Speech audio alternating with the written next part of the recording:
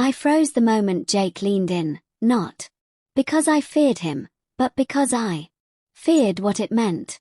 His eyes searched mine, not with lust, but with something far more dangerous. Understanding. In that breathless second, the lines blurred between comfort and connection, between mother and man. And as his hand brushed a strand of hair from my face, I knew this wasn't just about touch. It was about everything we had never dared to say until now. I never thought I'd see him again. Not like this.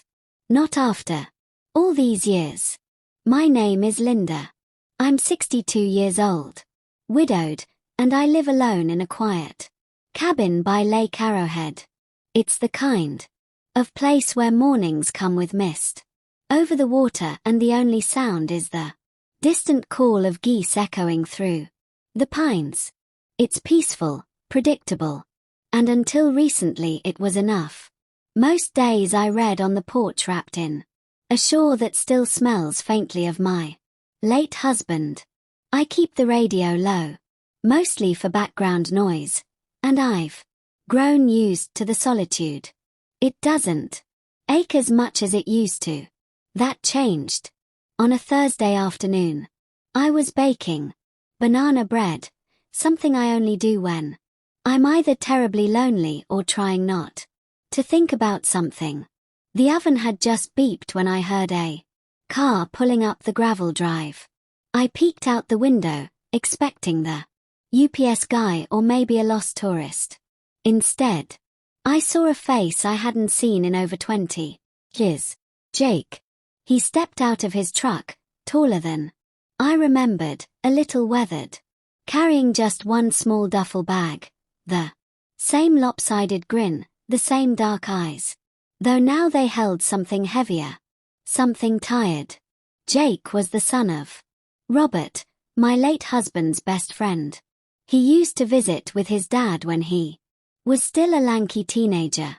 Back then, he was all energy and baseball caps, always tracking mud into my kitchen and laughing too loudly at his own jokes. But now, he looked like a man who'd seen storms. I opened the door, heart thudding for reasons I couldn't quite name. "Hi, Linda," he said, voice softer than I expected. "I hope this isn't a bad time." He told me he was passing through town after his divorce. Said he needed a place to clear his head, that he remembered the peace here, that he thought of me. I should have said no. I should have hesitated. But I didn't. I stepped aside and smiled, offering him shelter like I had years ago, not realizing then that this time it wouldn't just be for a weekend. The first night, we didn't talk much. I made soup. He offered to help chop onions, but didn't insist when I gently waved him off. We sat at the small wooden table, the same one where his father used to sip coffee with mine. The silence between us wasn't awkward. It was familiar, like an old book pulled off the shelf. After too long, Jake asked about Robert, about how I was managing on my own. I gave the same answer I always give. Some days are easier than others. But when I looked into his eyes, I felt the need to add, and some nights are harder than I let on. He nodded. He understood. I could see it. After dinner, I showed him to the guest room upstairs, the one with the faded green quilt and a window that overlooks the lake. I told him to make himself at home, and I meant it. I thought he'd stay up, maybe scroll through his phone, maybe call someone, but he didn't. He just stood there in the doorway for a moment before turning to me and saying, "Thanks for letting me come, Linda. It means more than you know." That night, as I lay in bed, I listened to the wind, brushing the trees and the floorboards, creaking softly as the house settled. I couldn't sleep.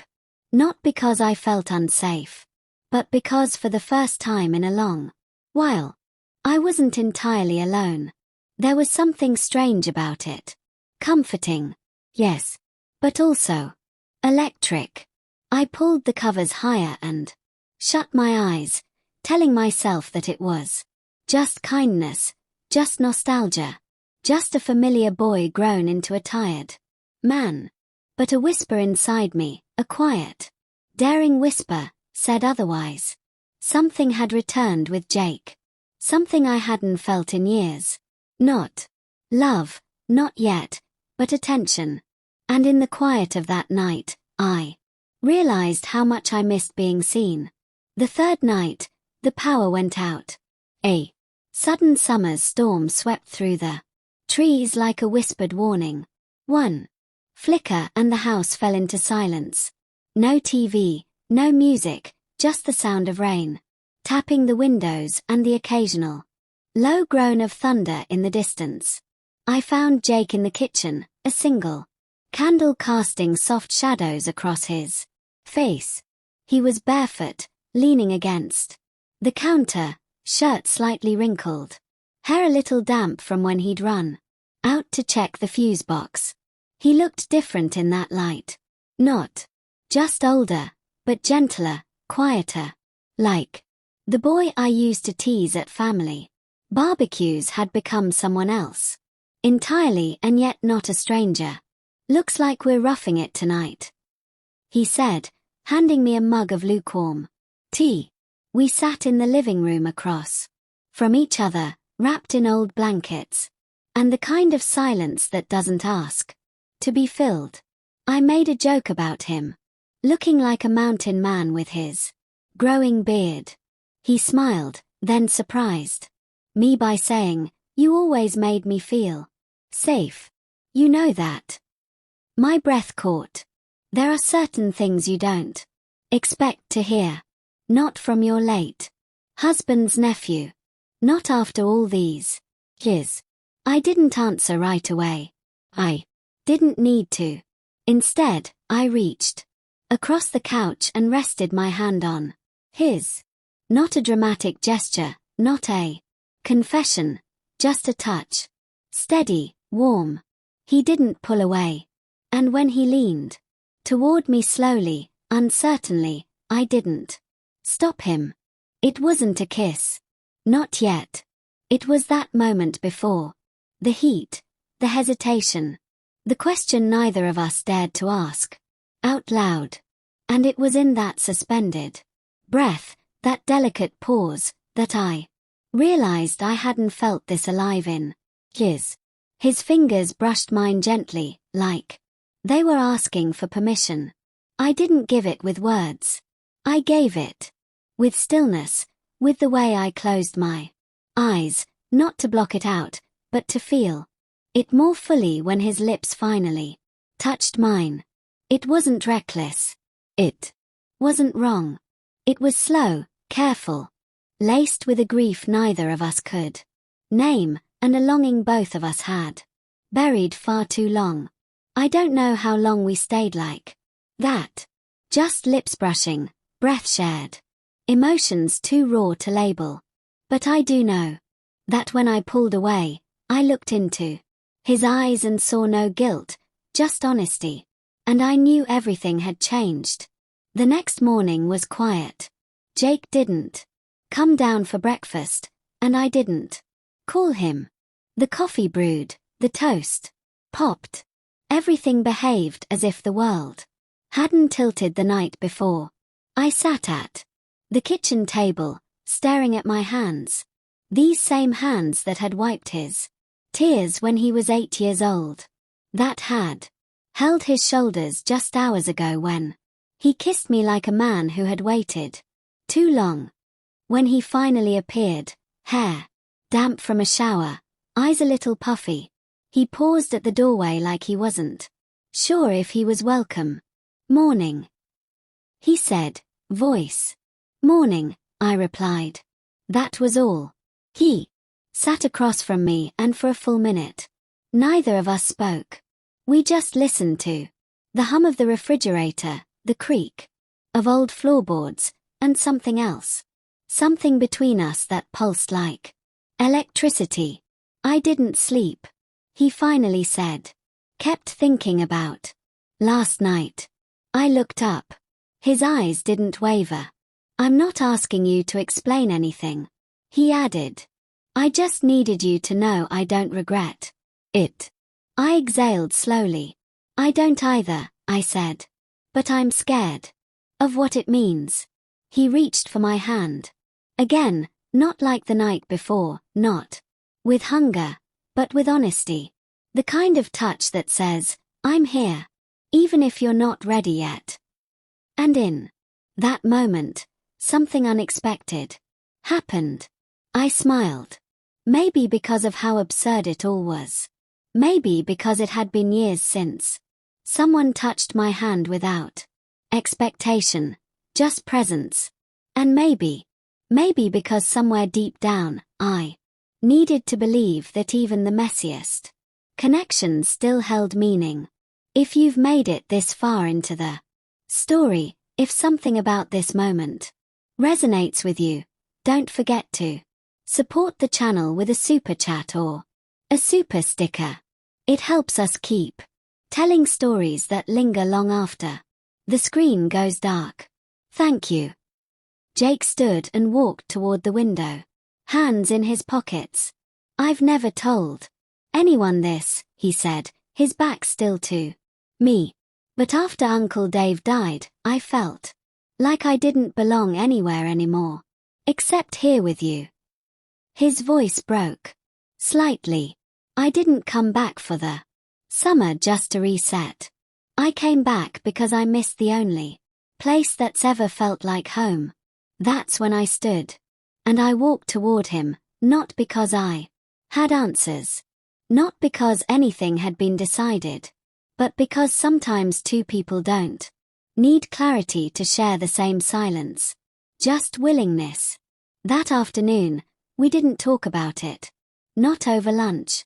Not during the walk through the backyard where the lilacs were starting to bloom again.